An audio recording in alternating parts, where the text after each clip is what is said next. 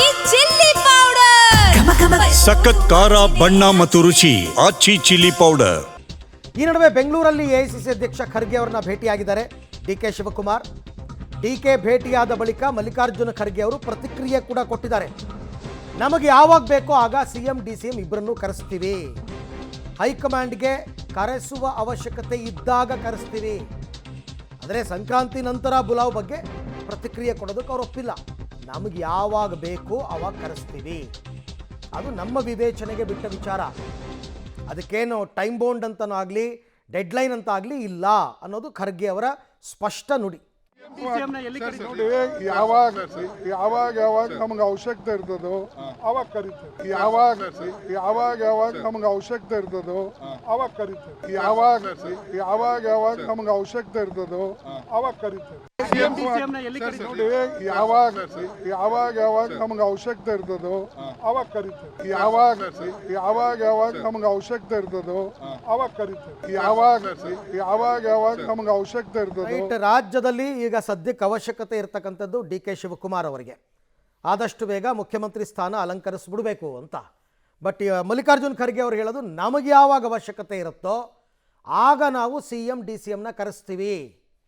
ಈ ಬಗ್ಗೆ ಕೂಡ ಮತ್ತಷ್ಟು ಮಾಹಿತಿ ನನ್ನ ಕೊಲೀಗ್ ರವೀಶ್ ಅವರಿಂದ ಪಡ್ಕೊಳ್ಳೋಣ. ರವೀಶ್, ರಾಜ್ಯದಲ್ಲಿ ಅವಶ್ಯಕತೆ ಇರೋದು ಈಗ ಸದ್ಯಕ್ಕೆ ಡಿ ಕೆ ಶಿವಕುಮಾರ್ಗೆ, ಬಟ್ ಖರ್ಗೆ ಅವರ ಹೇಳಿಕೆ ನಮಗೆ ಯಾವಾಗ ಅವಶ್ಯಕತೆ ಇರುತ್ತೆ ಆವಾಗ ಕರೆಸ್ತೀವಿ ಅಂತ. ಹಾಗಾದರೆ ಹೈಕಮಾಂಡ್ ಲೆಕ್ಕಾಚಾರ ಏನಿರ್ಬೋದು? ಅರವಿಂದ್, ಖಂಡಿತವಾಗಿ ಕೂಡ ನೀವು ಹೇಳದಂತೆ ಡಿ ಕೆ ಶಿವಕುಮಾರ್ ಅವರಿಗೆ ಈಗ ಅವಶ್ಯಕತೆ ದೊಡ್ಡ ಮಟ್ಟದಲ್ಲಿ ಇದೆ. ಹಾಗಾಗಿ ಪದೇ ಪದೇ ಒತ್ತಡ ತಂತ್ರವನ್ನು ಡಿ ಕೆ ಶಿವಕುಮಾರ್ ಅವರು ತರ್ತಾ ಇದ್ದಾರೆ. ಏಕೆಂದರೆ ಈ ಹಿಂದೆ ಡಿಸೆಂಬರ್ ಅವಧಿಯಲ್ಲಿ ತಂದಂಥ ಒತ್ತಡ ತಂತ್ರ ಬ್ರೇಕ್ಫಾಸ್ಟ್ ಮೀಟಿಂಗ್ನಲ್ಲಿ ಎಲ್ಲ ಒಂದು ಕಡೆ ಕದನ ವಿರಾಮವನ್ನು ಘೋಷಣೆ ಮಾಡೋದಕ್ಕೆ ಅನುಕೂಲ ಆಗೋಯಿತು. ಅದು ಸಿದ್ದರಾಮಯ್ಯವರಿಗೆ ಹೊರ ಆಯಿತು. ಅಂದರೆ ಬೀಸೋ ದೊಣ್ಣೆಯಿಂದ ತಪ್ಪಿಸ್ಕೊಂಡ್ರೆ ಎಲ್ಲೋ ಒಂದು ಕಡೆ ಅದು ಎಷ್ಟೋ ದಿನಗಳ ಕಾಲ ಒಂದು ರೀತಿಯಲ್ಲಿ ಲೈಫ್ ಲೈನನ್ನು ನೀಡ್ಬೋದು ಅನ್ನೋ ಲೆಕ್ಕಾಚಾರ ಸಿದ್ದರಾಮಯ್ಯ ಅವರದಾಗಿತ್ತು. ಅದರಲ್ಲಿ ಮೊದಲ ಹಂತದಲ್ಲಿ ಸಿಎಂ ಸಿದ್ದರಾಮಯ್ಯ ಸಕ್ಸಸ್ ಆಗಿದ್ದಾರೆ. ಎರಡನೇ ಹಂತ ಈಗ ಬಜೆಟ್ ಮಂಡನೆ ವಿಚಾರ.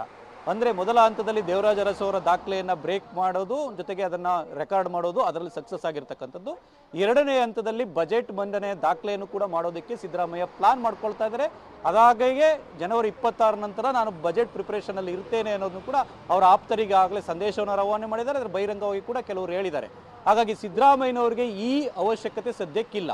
ಹೋಗ್ತಾರೆ, ಹೋಗಿ ನಾನು ಬಜೆಟ್ ಮಂಡನೆಗೆ ಅವಕಾಶ ಕೊಡಿ ಅಂತಲೂ ಕೂಡ ಕೇಳುವಂಥ ಚಾನ್ಸಸ್ ಕೂಡ ಜಾಸ್ತಿ ಇರುತ್ತೆ. ಆ ಗಮನಕ್ಕೆ ತಂದು ಅವರು ಮುಂದುವರಿತಾರೆ. ಆದರೆ ಡಿ ಕೆ ಶಿವಕುಮಾರ್ ಅವ್ರಿಗೆ ಅವಶ್ಯಕತೆ ಇರತಕ್ಕಂಥ ಹಿನ್ನೆಲೆಯಲ್ಲೇ ಡಿ ಕೆ ಶಿವಕುಮಾರ್ ಅವರು 16ನೇ ತಾರೀಕು ಮತ್ತು 22ನೇ ತಾರೀಕು 2 ದಿನಗಳಲ್ಲಿ ಒಂದು ದಿನ ರಾಹುಲ್ ಗಾಂಧಿ ಅವರ ಭೇಟಿಗೆ ಟೈಮನ್ನು ಕೇಳಿದ್ದಾರೆ. ಇನ್ನುಳಿದಂತೆ ಮಲ್ಲಿಕಾರ್ಜುನ್ ಖರ್ಗೆ ಅವರು ಎಐಸಿಸಿ ಅಧ್ಯಕ್ಷರಾಗಿ ಏನು ಹೇಳಬೇಕು ಅದನ್ನು ಸ್ಪಷ್ಟವಾಗಿ ಹೇಳಿದ್ದಾರೆ. ಆದರೆ ಇಂಟರ್ನಲ್ ಮಾತುಕತೆಯ ಸಂದರ್ಭದಲ್ಲಿ ಡಿ ಕೆ ಶಿವಕುಮಾರ್ ಅವರಿಗೆ ಯಾವ ರೀತಿಯ ಅಭಯವನ್ನು ಕೊಟ್ಟಿದ್ದಾರೆ ಅನ್ನೋದ್ರ ಬಗ್ಗೆ ಕೂಡ ಸ್ಪಷ್ಟತೆ ಇಲ್ಲ. ಹಾಗಾಗಿ ಡಿ ಕೆ ಶಿವಕುಮಾರ್ ಅವರು ಅವ್ರ ಮೂಲಕ ಕನ್ವೆ ಮಾಡುವಂಥ ಪ್ರಯತ್ನವನ್ನು ಹಿಂದೆನೂ ಮಾಡಿದ್ದಾರೆ, ಈಗಲೂ ಕೂಡ ಅದನ್ನೇ ಮಾಡ್ತಾ ಇದ್ದಾರೆ. ಇದು ರಾಹುಲ್ ಗಾಂಧಿ ಅವರ ಮುಂದೆ ಎಷ್ಟರ ಮಟ್ಟಿಗೆ ಅವರಿಗೆ ಪ್ರತಿಫಲ ಸಿಗುತ್ತೆ ಅನ್ನೋದು ಕೂಡ ಕಾದು ನೋಡಬೇಕಾಗತ್ತೆ. ಹಾಗಾಗಿ ಈ ತಿಂಗಳ ಅಂತ್ಯದಲ್ಲಿ ಇದಕ್ಕೆ ಒಂದು ರೀತಿಯಲ್ಲಿ ಸ್ಪಷ್ಟತೆ ಸಿಗುತ್ತೋ ಅಥವಾ ಇನ್ನೊಂದು 2 ತಿಂಗಳು ಹಿಂಗೆ ಎಳೆದಾಡ್ಕೊಂಡು ಹೋಗ್ತಾರೋ ಕಾದು ನೋಡಬೇಕು. Arvind, right, thank you Ravish, ತಮ್ಮ ಎಲ್ಲ ಮಾಹಿತಿಗಾಗಿ ಧನ್ಯವಾದ. ಸೊ ಸೆಪ್ಟೆಂಬರ್ ಕ್ರಾಂತಿಯಿಂದ ಆರಂಭ ಆಗಿದ್ದು ಈಗ ಜನವರಿಗೆ ಬಂದು ನಿಂತಿದೆ. ಮಾರ್ಚ್ ತನಕನೂ ಇದ್ರ ಬಗ್ಗೆ ಚರ್ಚೆ ಇಲ್ಲ ಅಂತ ಹೇಳ್ತಿರೋದ್ರಿಂದ ಇನ್ಯಾವ ಈ 2026 ಸೆಪ್ಟೆಂಬರ್ ಕಾಯಬೇಕೋ ಏನೋ ಗೊತ್ತಿಲ್ಲಪ್ಪ.